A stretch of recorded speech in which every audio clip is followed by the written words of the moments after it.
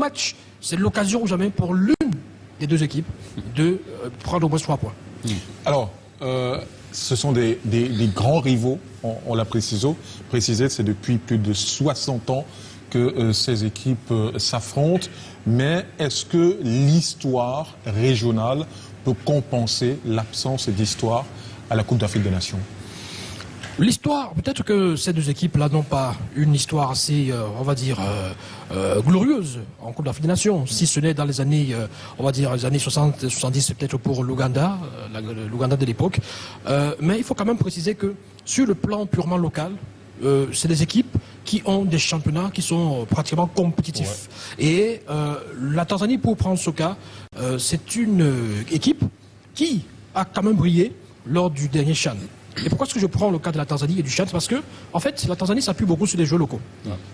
Et il faut dire que sur l'ensemble des joueurs qui ont été convoqués par le sélectionneur tanzanien, au moins 95%, c'est des joueurs locaux qui se répartissent dans des équipes comme les Simba SC et consorts, Azam FC et consorts. Donc, la Tanzanie qui a fait les quarts de finale du CHAN, l'Ouganda également l'a fait, mais malheureusement, ces deux équipes ont, je veux dire, sur le plan du CHAN, ont été éliminées par des finalistes tels que le Sénégal et le Maroc. Donc, c'est des équipes qui ont des championnats compétitifs, qui ont des clubs qui font des merveilles aussi, pour le cas de la Tanzanie, dans les compétitions africaines, comme le Simba SC, justement, où a évolué un certain Lionel Ateba. Donc, cette équipe aura à cœur de démontrer la vitalité et la valeur même de ce championnat local tanzanien qui fait partie du top 10 des championnats africains, notamment le 6e, je crois, 6e au classement, au dernier classement de la CAF. Donc, l'absence d'histoire véritable, oui. C'est la première fois que les deux se croisent dans une CAN, mais se croisent généralement ces équipes-là dans d'autres compétitions est-africaines, etc. Je pense que la Tanzanie veut démontrer que avec des joueurs locaux et un championnat local pareil, on peut faire des grandes choses. Yannick, you were citing Simba FC and Ateba just to indicate to that Chemalon was playing there with Ateba. And then when you look at the history of the two clubs going beyond AFCON, they have met 61 times. Uganda taking the lead with a win 33 times, and then Tanzania just 12. Is that going to play in this match today? Ben, je pense que, comme j'ai tantôt dit, le championnat tanzanien qui se développe aujourd'hui et qui fait partie des meilleurs en Afrique, voilà, devant pas mal de championnats, je veux dire, de pays beaucoup plus prestigieux, ce championnat-là, la force, la vitalité doit se vérifier à travers le parcours de la Tanzanie dans cette Coupe d'Afrique des Nations. Et sur ce qu'on a vu lors de la première journée, la Tanzanie a quand même secoué le Nigeria, il faut le dire. Le Nigeria a battu la Tanzanie 2-1, mais a quand même souffert, parce qu'à un moment donné, ils étaient à égalité, un but partout. Donc, c'est pour dire que la Tanzanie ne vient pas là-bas comme une équipe, une victime expiatoire. C'est une équipe qui vise la 3e place et qui vise donc les qualifications pour les 8e de finale. Mais il faut dire qu'au-delà de l'histoire des deux, moi je préfère parfois m'intéresser, m'appuyer sur les récentes performances des équipes. Il faut quand même dire que c'est des équipes qui ont impressionné pendant les qualifications pour les Coupes d'Afrique des Nations.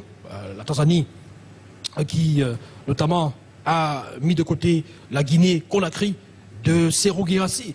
À 2 reprises, la Guinée a été battue par cette équipe de Tanzanie pendant les éliminatoires de la Coupe d'Afrique des Nations.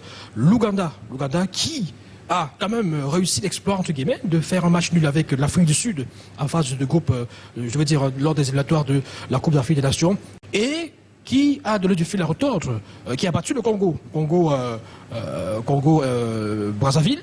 Voilà. Donc, c'est des équipes qui viennent avec quand même une certaine, j'ai pas envie de dire expérience, mais une petite confiance pour avoir quand même inquiété des équipes comme, il faut dire que la RDC également a souffert face à la Tanzanie pendant les qualifs. Donc c'est dire que aujourd'hui c'est des équipes qui regardent les grosses lugubres, les grosses écuries, droit dans les yeux. Maintenant, l'Ouganda, après ce 3-1 contre la Tunisie, va certainement chercher aussi à laver la fronte, ou alors à obtenir au moins un point contre la Tanzanie, mais ce sera difficile parce que la Tanzanie a une équipe qui a brillé pendant le CHAN et sur laquelle, je veux dire, l'équipe même du CHAN l'équipe qui a joué. La plupart, c'est des joueurs qui ont disputé le CHAN.